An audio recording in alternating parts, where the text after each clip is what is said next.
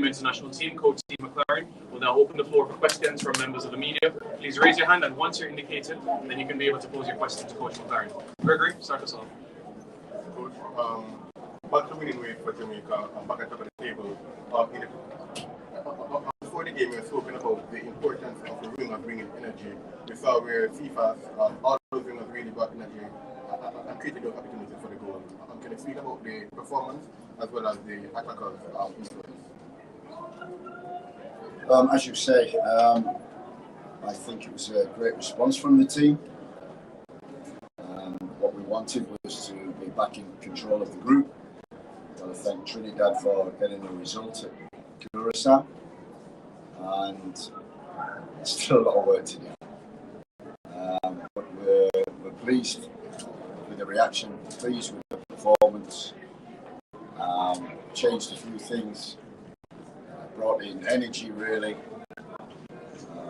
and the players responded. Well done to those who unfortunately didn't play, but they've contributed to getting the team ready. Congratulations to the team who started. Well done, and well done to the subs who came on. We knew this game was going to be for 95 minutes, and everybody was ready, impacted, good start, got the lead, controlled the game. 75% possession, 28 shots on goal. You couldn't ask for any more, maybe apart from a few more goals, but it's not been greedy. And now it's about the players staying healthy, getting some minutes at the club, and coming back for what are two absolutely massive games in a few weeks. Thanks, Gregory. Jamal? Yes, Coach. It was a very impressive attacking display. We saw some good passenger play in the middle of the park as well. Defense probably was not as tested as the rest of the team might have been. What lessons do you think can we take from each of the different departments going into the final? It shows that I picked the squad, and what's happening to the squad now from a year ago is that maybe we had players up there and then the squad members down there.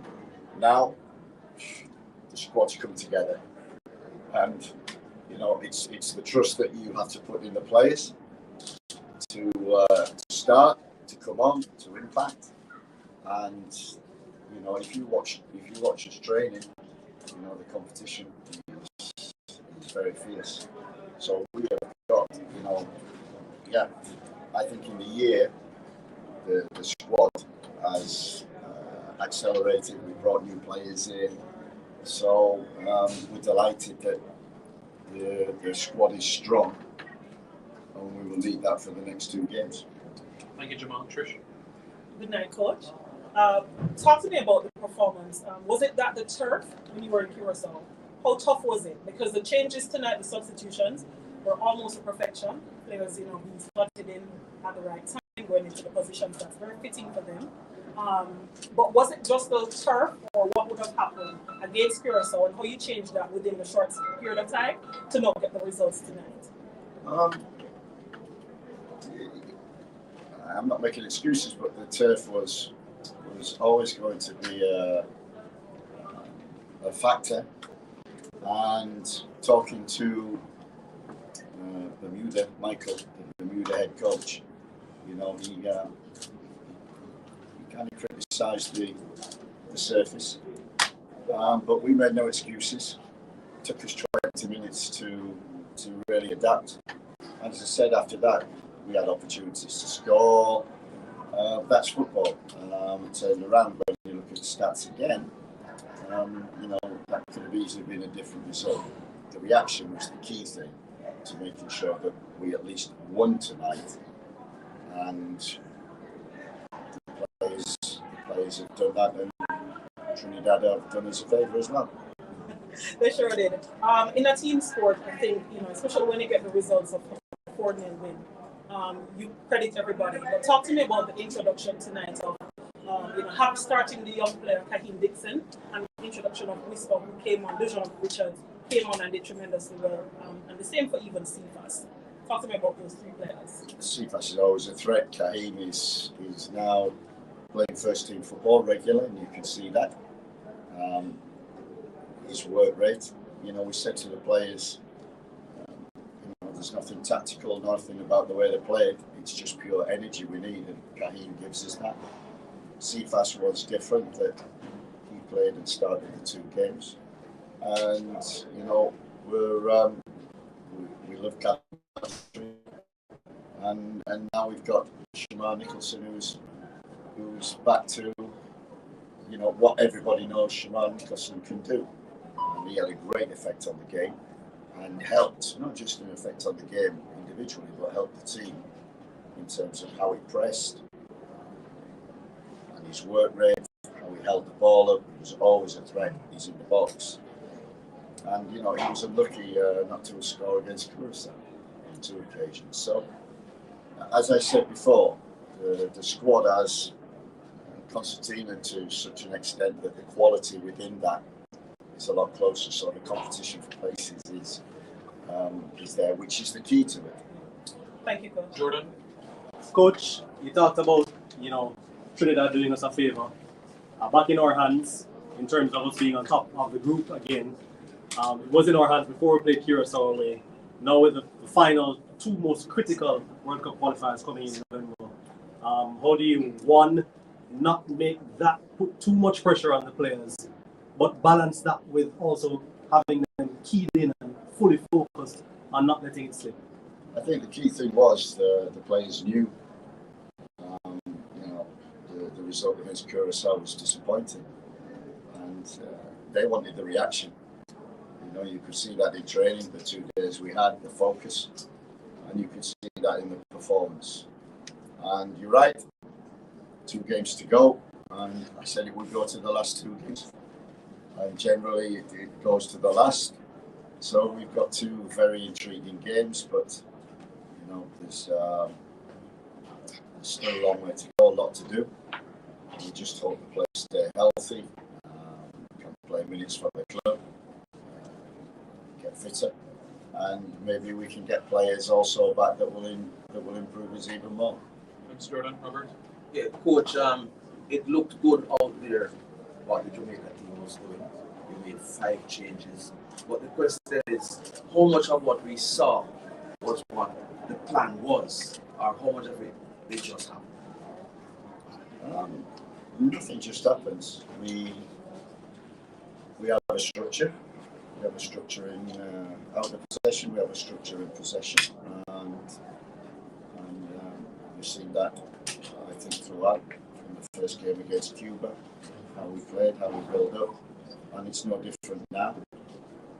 We tweaked 1 or 2 things, and I think the quality of the players over the years has improved. We found new players, the likes of Kadamatri, introduced Ian Frey last time,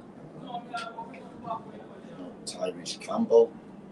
So we're always looking, we're always recruiting for players that can improve us. But the key thing is the character that they've got, and I think everybody, kind of epitomised the character, and it was nice to see also, introducing these boys, Kira Anderson, Ian Frey, John Russell, who's been experienced, but Whisper as well, and now on the wide areas, we've got players who can really work hard for the amount they can die, and we can bring on quality players for them.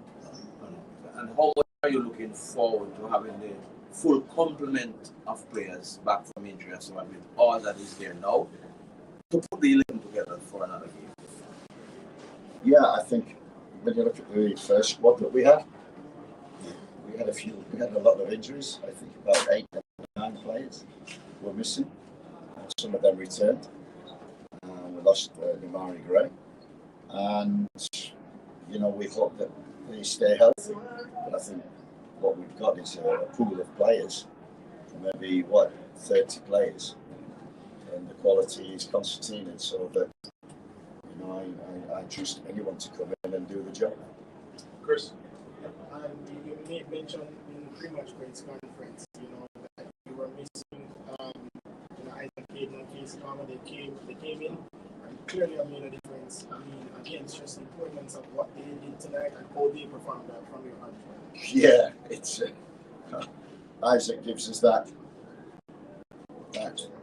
steadiness in the middle of the field, and Casey, although he's not playing for his club, we had no hesitation in flying him over for the second game, and I think his performance, it reminded me of the first game against Cuba. He was man of the match then, and his performance, not just on the ball but the work rate off the ball, his backward pressing, his tackling, was very impressive. So I think him and Bobby and Isaac proved to be a real good three in there, and we had good balance in the team, good structure, which is always important. Good discipline all the way through, and controlled the game through possession. But in the final third, I think that's how we want to play in that final third, which was at times excellent. Yeah, and also the 12th man, obviously the crowd, injected some life in the players. What a way to bounce back in front of your own crowd against Bermuda. That was important, and we that was part of our pre-match talk, was about making Jamaica proud. And that's how, the players, that's their responsibility to win the games. You win the games, you make them proud. And if you win the games, you see everybody smiling, and that's the key thing. I think, if I've learned anything from my year here and the culture of Jamaica, is you demand a lot. You demand a lot, but when you deliver, the smiles are the best smiles in the world. David? Coach King from Godfrey TV. Coach, talk to me about what went into the selection of the front three, especially them being three players from Jungle, and the cohesion between especially Kyle Dixon and Shaman Nichols. I thought the chemistry was excellent, and you were absolutely right. We needed energy after Curacao, and Kahim came on, and Shaman, and when they came on, they were a real handful against Curacao. Cephas is always a threat, and it was just a case of the likes of Kadamatri and Tyrese Campbell played 60 minutes, and Kahim and Shamar played 30. So I just flipped it and reversed it and said I want energy from the beginning, and also people to carry on that energy through. And the front three, I think Shamar especially. It's difficult for a 9 when you're up there and you're the first man pressing, but I thought he did it very well. Roger? Coach, can you just elaborate a little bit? You said your squad is coming together. I just want to get an understanding as to, are you saying that you have now 2 or 3 players per position? Is there a possibility of a long shot for anybody else to get into the team, as that settled squad is for an eye on next year in the World Cup or for the remainder of this window? The focus is on the 2 games to come, the next 3 weeks. Still watching players, but making sure that the squad that we've got, the likes of Damari and Leon Bailey, that they start playing for the clubs and get fit, so that it's becoming a headache, not just picking the team but picking the squad now, because there is quality from the goalkeeper position all the way, and for a coach like today, you can change, and nothing changes, it carries on, and sometimes gets better. Daniel? Right, Coach. You spoke about the quality of the team. Bijan was initially left out of the 26 after his cameo against Curacao and what you saw today. Obviously, there are no automatic places, but does he become more of one of the first picks when selecting the next squad once he remains healthy? I think we followed him up for a year, and we visited Chelsea in the summer where they give us a real in-depth analysis of where Whisper was, and he was just coming back from injury. They were monitoring him, controlling his minutes. So we followed him, and he was getting 45 minutes, and he was getting 50 minutes, and Chelsea were kind of managing him. And you know, I for a year now, when I wanted to pick Whisper in the squad, and when we did at the beginning, he wasn't playing 45 minutes. Happened that weekend he played 90 minutes, but he's been playing the 21 football for Chelsea, and so he still had a lot to do. We got him in, as you say, we threw him on for 30 minutes. You could see the quality he had. 2 days training we've had with him has just emphasised even more what a player that he can be. A long way to go, but I think in the 2 cameo performances, he's really impressed, looked a threat. And what an addition to the squad. I think he's taken that, might have taken that up a level. As I say, we've worked with him for 2 days. We've seen him in 30 minutes. And there is certainly some talent there. And finally, Marlon. Good night, Coach. Just going back to the game, the first 20 minutes, Bermuda were compact and didn't have space in behind. Is there any concern still about the build-up play being a little too slow to break on a low block? No. You know, the football is played at sometimes at 10 miles an hour, and then you've got to know the right time to quicken it and go 90 miles an hour. And the patience, I think that was key in Curacao. The first 20 minutes, especially half an hour, we were playing too quick, and we were forcing it and losing the ball, and then we were out of shape, out of our structure. So today was, and Curacao after 30 minutes, when we calmed down and kept the ball, we controlled the game, and we did similar today. So I wasn't concerned about, we were just probing, because as you say, they were well organised, very compact, there wasn't many spaces, but if you continue to move the ball, spaces arrive, and they did, and we took advantage. Thank you very much, everybody. Thank you, Coach. Thank you. Thank you.